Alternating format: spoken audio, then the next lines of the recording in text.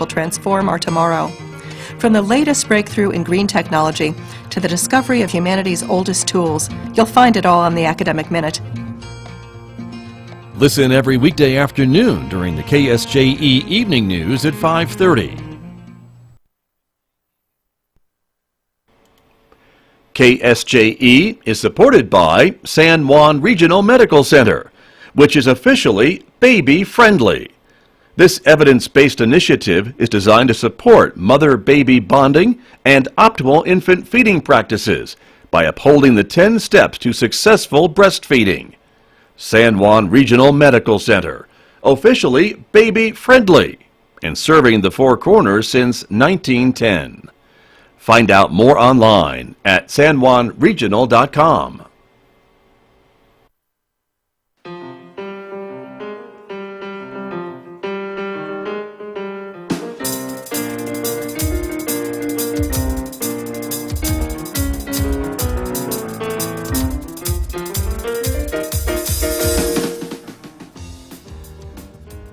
Wednesday morning, August 28th. It's 10 minutes past 8 a.m. Good morning, everyone. I'm Scott Nicklin, and thank you for tuning in to KSJE 90.9 FM here in San Juan County and 103.3 FM in the Durango area. We're also glad to welcome our viewers who are watching us live this morning on the KSJE Facebook page and YouTube channel. Welcome aboard, everyone. We are glad you are with us. Let's take a look at the scene this morning in our forecast. Mostly sunny skies today, the high 95 in Farmington, 57 overnight. We're going to have sunshine for a bit tomorrow on Thursday, but then there's some widely scattered showers or thunderstorms in the forecast on Thursday. The high tomorrow is 94, 58 tomorrow night, 94 and sunshine on Friday, 96 for Saturday and Sunday, and overnight lows in the mid to lower 60s. Coming up this morning, we hope you'll stay with us because my guest in the next few moments from the Farmington Municipal School District, Superintendent Dr. Eugene Schmidt will be here. Also, school board member Robyn Hoffman is here. We'll be talking a bit about some of the school district's strategic planning process. Also, some of the events coming up in the next couple of weeks and much, much more. That's coming up this morning right here on KSJE. You can certainly listen or watch the visual radio program today. Then later on this hour, it is Communications Professor Dr. Mike Hadabaugh joining us live from the Encouragement Lab. He is back from his summer break. We'll be rejoining Dr. Hadabaugh each and every Wednesday at 8:55. The first one's this morning. We hope you'll stick around and watch our program from the Encouragement Lab today. Mick S. is going to be here, roving with the arts, of course, at 9:06 a.m. And this morning, Nick is playing music from the great Benjamin Britten, his concerto for violin and also concerto for piano coming up this morning on Roving with the Arts. And then, of course, it's our local and regional author program every Wednesday at 10:30, right on Four Corners. And Tracy Hales-Vass is speaking with authors Gary and Elaine Montague and their book entitled Victory from the Shadows, Growing Up in a New Mexico School for the Blind and Beyond. That conversation coming up this morning at 10:30 right here on Right on Four Corners on KSJE. Of course, connect with us on all forms of social media so you don't miss a thing. You can like our Facebook page, subscribe to our YouTube channel, follow us on Twitter, of course, and check out KSJE on Instagram as well.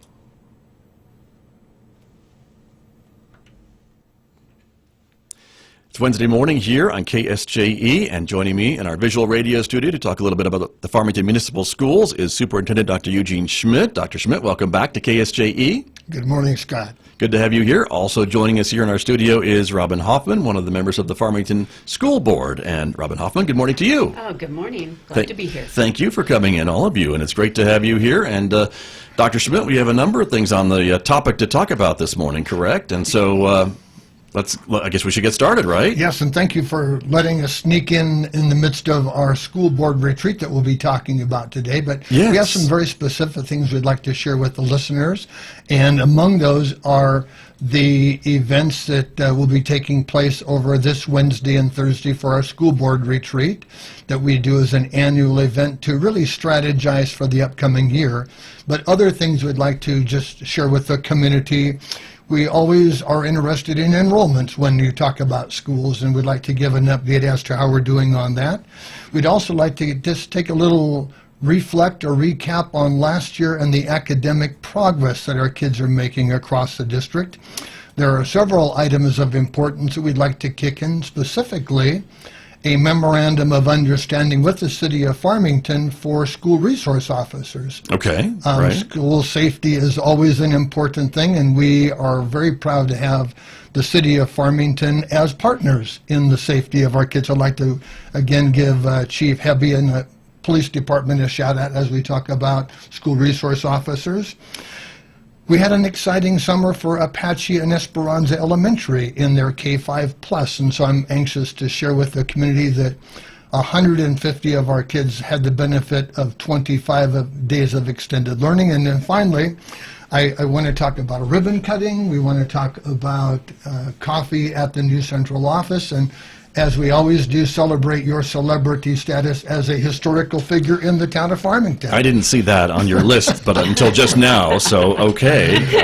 But I'm right there along with yourself, Dr. Schmidt, so it's nothing about me, it's more about the community. But thank you for adding that to our talking points this morning. I appreciate it very much, and I'm looking forward to that event that's coming up soon, the Dining with the Dead event. And so, but let's get started by talking a little bit about this retreat that you have going on today and tomorrow, right, for the school board, and that is all about kind of reinvigorating and getting everyone ready to go for the new school year. Robyn Hoffman? Well, it is actually strategic planning retreat. Okay. That we do annually, lining out our vision, things that we want to be focusing on for the upcoming school year.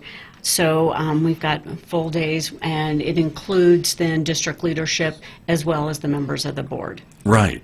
And the strategic planning, of course, I think anyone who's in any organization has heard that term before, knows how important it is to kind of know kind of where you're going and how we're going to get there, and have some kind of conversation about if those plans and goals are good, are they the right thing to be doing at this time, and those types of things, right, Dr. Schmidt? Yes, in fact, I'm very proud of the school board because since 2015, they've been very strategic in their planning, trying to set 3 to 5 year goals looking into the future to make sure that our work aligns with the thoughts of state and federal government as well as the wishes of our community. So we have some very specific things that we'll be looking at, and the first of which is the review of our 5 academic goals or pillars of success. Right. And you can see them for those who are listening and not on the visual listener.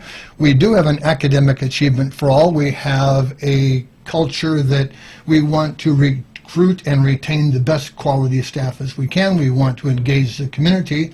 Certainly, and I want to focus on this one, build that culture of respect and align resources, because in our conversation over today and tomorrow, we really want to be looking at specifically how do we continue to grow the academic achievement of all kids, and how do we build on a culture of respect. Probably for community purposes this year, Scott, we're going to call it safe, orderly, and collaborative environments. And so there's going to be a long look at the safety of kids, and the safety of kids, if we can do that, gives them an opportunity to focus on their learning. So that will be one of the long conversations we have. I see. Okay. And we can see it's a 2-day event, and so again, this is something that the board is going to be a part of as well, to kind of, again, explain to Dr. Schmidt, I guess, your thoughts about this whole process, correct? Well, and working with the district office staff of really looking at what they're currently doing, understanding what they're doing, and because they are the professionals, they are the experts. But they work for you. Well, they work for Dr. Schmidt, right. And Dr. Schmidt works for Dr. the Schmidt school works board. for the school board. You're right. Right, exactly. So when the district has taken off on the high reliability schools, this journey then started about 10 years ago. And so kind of catching up the board, and also the board then lining out their vision. And working towards what should the board be talking to our legislators about, what are things that are important for our schools, and so guiding us in our conversations with our legislators as well. Kind of having a uniformed front, I suppose, if all of you are having conversations Right. with Santa Fe or what have you? Right, exactly. That makes a lot of sense. And Dr. Schmidt, this is important again because we know when the legislature meets, they don't have a lot of time necessarily to always hear from everyone, and so it's important to get that message when you have the opportunity to strike quick and well. Yeah, so let me offer two thoughts. And for those who don't have access to the video that we're showing in terms of the high reliability. Right, and I'll let them know they can watch it later. Yes. Is another option, everybody. If you are listening on the radio this morning and want to watch the video at a later date, you can always go to our Facebook page or YouTube channel to see it. But go ahead. Yes, but one of our focuses will be on, we have schools all across the district, and we want to have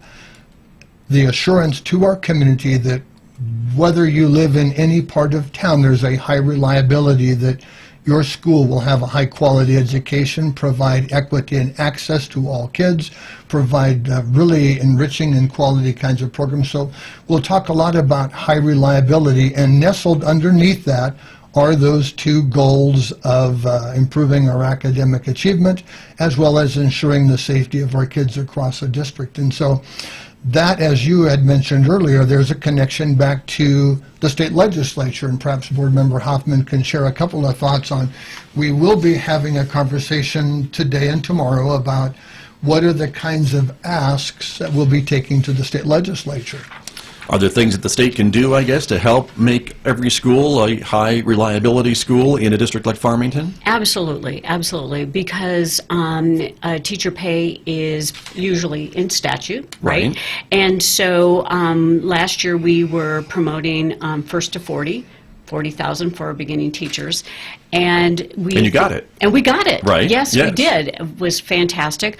But the compensation does need to be higher. And so how do we then have the funding that's necessary for increasing compensation for our teachers? And when I say teachers, I mean our staff, educational, EAs, custodians, everyone that works in education should have equitable compensation. Sure. And so that's part of what you're talking about, that you will take to the legislature. Right, exactly. And then how important that is. It is one aspect that is directly tied to student outcomes is teacher salaries. Sure, that makes sense, and so that's one thing. I did want to ask a bit something that caught my eye on the calendar, on the schedule for your second day, this Harvard Business Review and the culture about that. Dr. Schmidt, can you give us some insights on what that's all about? Yes, as we go through today and tomorrow, in fact, Board Member Hoffman will actually be leading a conversational study on surpassing Shanghai. I brought a book, if you can. Oh, okay. I can show the picture to the viewers because this is a must-read. Right.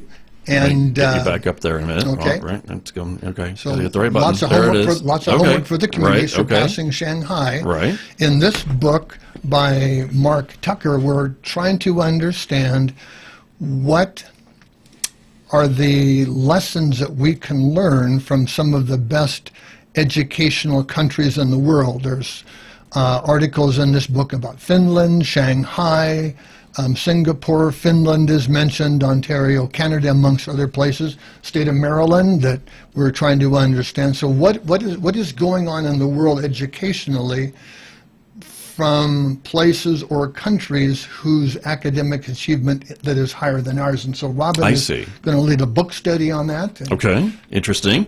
Robyn Hoffman, again, this is something that you can share with your fellow board members? Right. We have all copies of this, but looking at this study, there are 7 things that all of these different cultures have done to increase their education systems. And so if there's 7 things across these cultures that are very different, we feel like there's something that we can learn from those that we can bring back to Farmington and incorporate into maybe what we're already doing or what we're looking to do. Interesting. All right. My guest this morning, Robyn Hoffman, is here. She is a Farmington School Board member, and Dr. Eugene Schmidt is here, the Superintendent of Schools for Farmington, talking about their upcoming retreat, which is happening today and tomorrow. It's something you do every year, isn't it?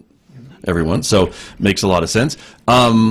before we move on, is there anything else about the retreat we wanted to mention, Dr. Schmidt? Yes, we want to talk about the Harvard Business Review. And again, if you can flip to the camera. There he is. I want to talk about the importance of this study as we go through. This will be led by board member Galloway and our board president, Rhodes. We're trying to understand, from this Harvard Review, the importance of strategy and culture. And obviously strategic planning, so strategy is involved in what are the things that we think we can do as action steps to improve, but within that is the importance of building on the culture. We had talked about the importance of having a culture of safe and orderly schools. We talk about the importance of having a culture of academic achievement that embraces all students, all kinds of learning. So we're going to look at the Harvard Business Review this day and tomorrow for the purposes of how can we build on the cultures that we have to make them more deeply embedded.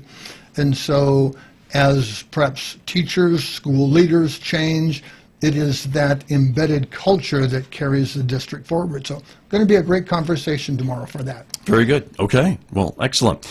Well, let's move on a little bit and talk about some other things that I know you want to get to this morning, and that one of them is enrollment. That's a question I ask usually all of my school superintendent guests at this time of year, is how enrollment numbers are looking for schools. And Dr. Schmidt, what are you seeing in your district this year? Yes, and so this is an important thing to the community because every child is going home to a dinner conversation and mom and dad are asking, so how big is your class? And so we're looking very specifically at staffing ratios. For the last 3 years, Scott, the community knows that because of budget cutbacks, class size has been doing a slow creep upward. Well, this past legislative session infused $9 million new dollars into the Farmington budget.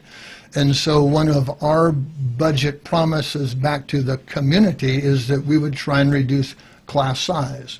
And so we are looking at the enrollment trends, and the 10th day, which happens to be this Wednesday today, we will be counting, and that will help us determine, okay, what movement will we make if a class is big or not. And so as an example, the law says for kindergartners, at 15 students to one teacher, you get a teacher above 15, you get an aide, and up to 20. So we're going to try and hold classes at the kindergarten level under 20. So what the viewers would see or the listeners would not see is that we have projected an enrollment for this year. Our budget was built on 10,963 kids. Okay. And so we are on the first day count was 10,048, which is 900 below the projected, and as we get closer, day 3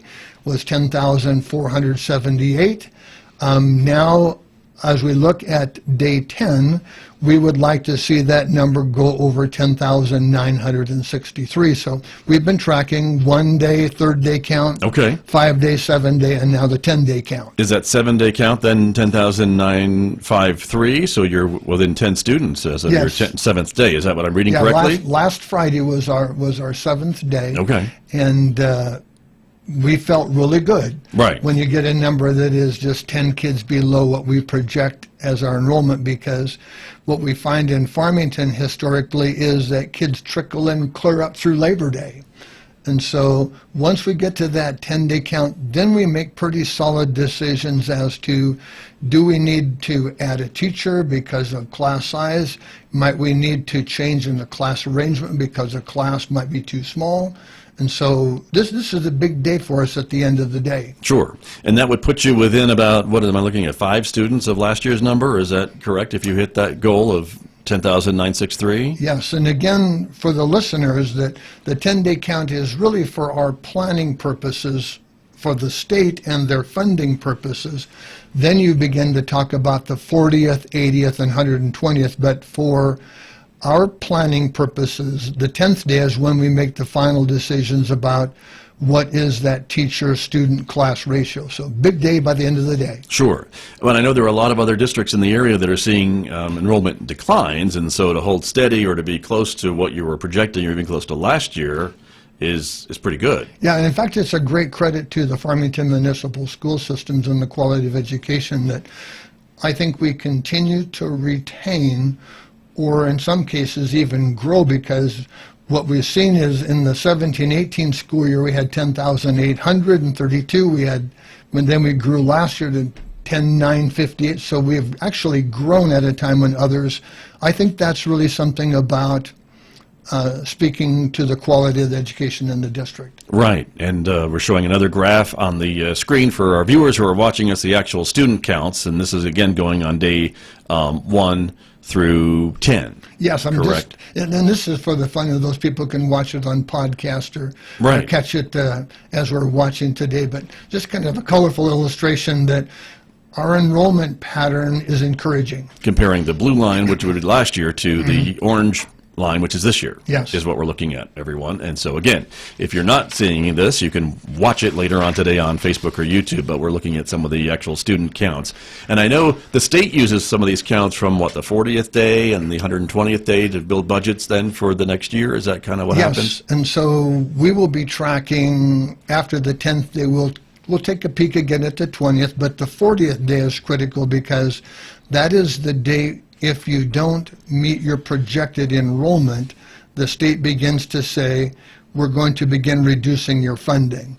And so it is important that we hit that 10,963, hold that through 40. Right. And then the average that the state cares about becomes that 80th day in I want to say late October-ish, and the 120th day sometime around January. So got it. Big days coming up. Another reason for you kids to stay in school. Yes. Is what we're talking about. So there you go. Assessments, let's talk a little bit about those too, Dr. Schmidt, this morning. And that is a bit of a transition this year, right? Because the state, the new governor who said, I think that she was going to get rid of the park test. And I think one of the first things she did was to get rid of the park test, and so she replaced it with something else. Yes. And then she replaced her education secretary. So there was a lot of replacing going on. But how did things go with Farmington schools with that new test? So great question. Again, the governor did come in saying that there's a new testing strategy for the future. This past April, right, there was an annual assessment for grades 3 through 8 and grades 11, and they called that the transitional assessment. It's called the TAMLA, the Transition Assessment of English Language Arts and Math. And what we found is our kids held steady in English language arts. And so for those who don't have access to the monitor, the district student proficiency rate is at 43%. And that's an important number to celebrate because of the 10 largest districts in the state. That is the best. And we will be continuing our promise to the community that we want all kids to be proficient and master their learning. But this is an encouraging trend. A slightly different story for math is we actually had a 3% drop across the district from 26 down to 23%. So we will be looking at over the course of this day and tomorrow what are lessons that we can learn from that slight decline to get that, I'm going to call it turn the curve as rapidly as we can to get that number heading up as opposed to going down. So for the community, English language arts, we are continuing to outperform the state, but we've got some things we can do for math. And I'm looking at the graphic that we're showing everyone, Dr. Schmidt, and even with that slight decline in your math scores, you're still ahead of the state percentage on math. Yes, and for those... I understand maybe that's not good enough for your folks and to keep that upward trajectory, but you're still doing better than your peers across the state, your students. Yes, I would say for this day and tomorrow, the board will be interested in that line because that's not how we want to close the achievement gap with the rest of New Mexico. Dropping down, right? We want to go up, and so we're going to get back on track and figure out what's going on in math. Sure. Robyn Hoffman, let me bring you into this conversation about this for just a moment, about the school board's reaction to some of these accolades and numbers that your Farmington students have been getting. They're leading the state in many ways with some of these test scores and proficiency numbers and things along that line. It's gotten the attention of, I think, at least 2 governors in the past few years to really look at what Farmington is doing.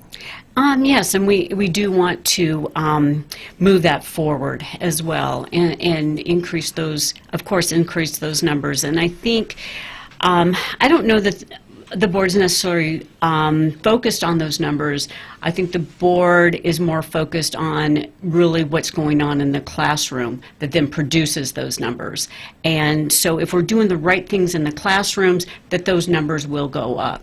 Sure. So that's really where our focus is. Understood. But certainly heading in the right direction, which everyone has to be happy with that. Right, exactly. And yes, it's important to be benchmarking ourselves against what the rest of the state is doing, but really looking what is the rest of the country doing, what are other international systems doing as well. So, which goes back to our conversation about your retreat and some of those topics, right? Exactly. Understood. So, well, again, I think it's a great testament to the dedication of the administration and the support of the teachers in the classroom, and to see these results, because I know it's kind of like, at least I think so, Dr. Schmidt, please correct me if I'm wrong, turning a ship, right? You can't get immediate results when you're talking about student learning and instruction and curriculum and things along that. It does take a while, does it not, to kind of get some of these things working?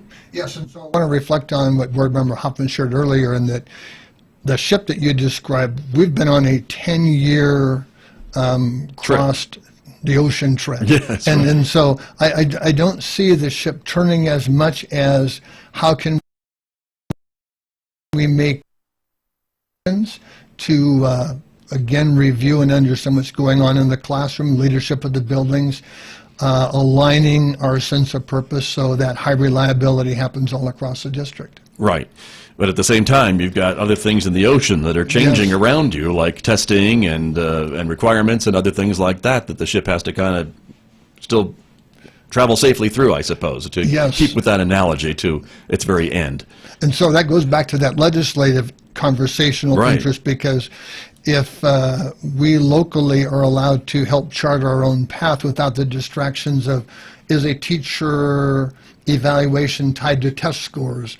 You know, what groups of kids are tested? We're not even sure, Scott, what 11th grade test is looming for us this next spring. So there are those little icebergs that you talk about floating that we want to make sure that we navigate around. Understood. Let me ask you a bit about some other things that we're talking about this morning. Your memorandum of understanding with the city of Farmington, that is regarding school resource officers, correct? Yes, and we're pleased to share in this memorandum of understanding with the city of Farmington, we will have 6 school resource officers, and they will be scattered across the district. The change in the memorandum for this year is that we will help share in the cost. And so we have reached an agreement with the city of Farmington that we will provide $250,000 that partially offsets the cost of school resource officers as our commitment to the help ensuring the safety of our kids. And so we're very pleased that the city of Farmington will continue to provide that service, and we are pleased that we can participate financially in that cost. A lot of great stories about the benefits of having a school resource officer or an officer in the schools and having that relationship with your students, isn't there? Yes, in fact, I've been walking schools. This is now our 10th day. So I've been in the schools walking with the officers, learning, seeing what they do, listening to their stories about their purpose, which is to interact with students, develop rapport with the police, so we recognize the police as our friends, and also an extra set of eyes that care about our kids, because oftentimes these school resource officers have kids enrolled in the school system. They are vested and invested in the schools through their families and their tax dollars, and so it's a great way to build that connection and stay connected with the city of Farmington. Right, and so you've got 6 officers who will be visiting and I guess sharing their time between numerous schools. Is that kind of how it's planned? Yes, the high schools have full-time. I see. Other schools have shared officers, and what I appreciate is their schedules are always random, and but they are visible. Right, right. Well, it's good. It's a good program, I think. I think there was just a story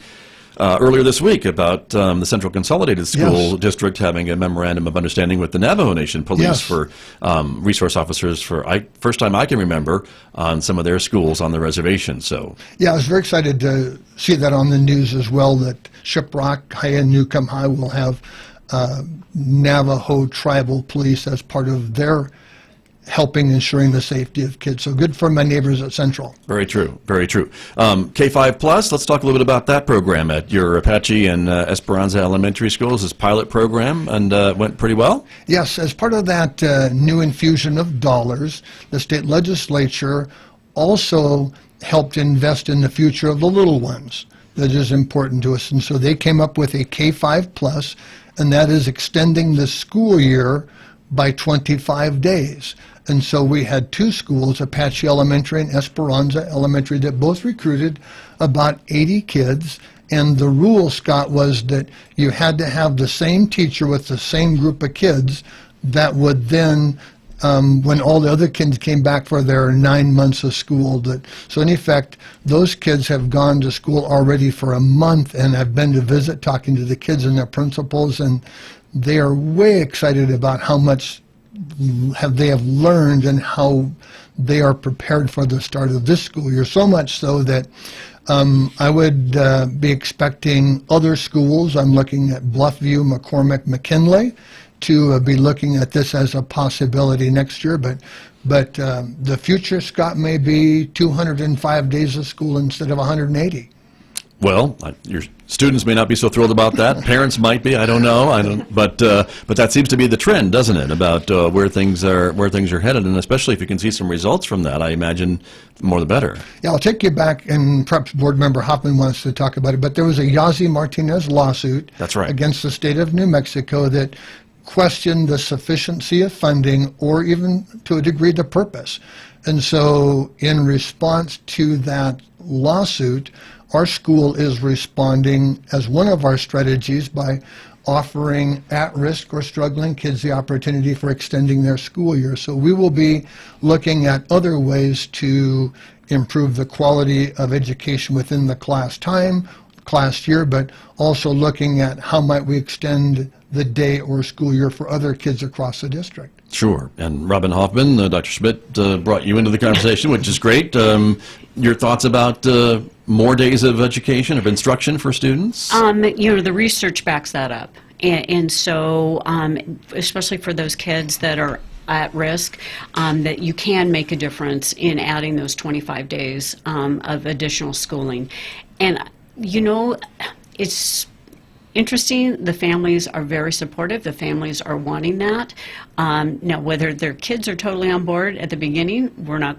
Right. Probably not, Sure. but their parents are. Mm-hmm. And so I think that there should be great improvement with those kids as we are looking at closing the achievement gap, and which is what the Yazzie Martinez lawsuit impartiality is aimed at. Right, right. And it seems to me like that when we talk about education, that it's evolving. It's in a constant series of evolution because kids are learning differently, and there's all other kinds of attention-grabbing distractions and things along that line. And so it may be different than what their parents went to school for 180 days or grandparents or what have you, right? It's changing. Education is changing rapidly, and I think that we are part of strategic planning then is looking at how it is changing and trying to anticipate those changes ahead of it, being ahead of the curve.